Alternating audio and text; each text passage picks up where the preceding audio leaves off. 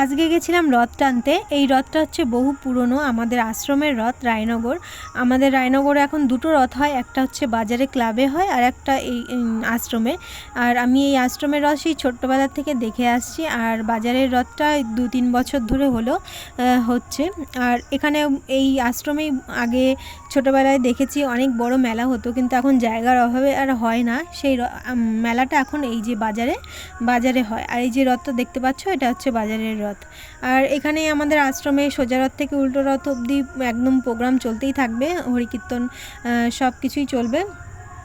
আর এই যে আমাদের গোসাই দেখতে পেলে। তারপরে চলে গেলাম বাজারে, একটু মেলা, একটু কাপ কিনে নিলাম। তারপরে দেখছি কয়েকটা দোকান বসেছে, সেরকম দোকান বসেনি। এই যে বাচ্চাদের খেলনার সব কিছুই এসছে। তারপরে একটু খাওয়া দাওয়া করে আবার বাড়িতে চলে এসেছি। একটু ঘুগনি খেয়েছি, আইসক্রিম খেয়েছি, ফুচকা খেয়েছি, জিলেপি নিয়েছি, ব্যাস বাড়ি চলে এসেছি। ভিডিওটি ভালো লাগলে অবশ্যই সাবস্ক্রাইব করে পাশে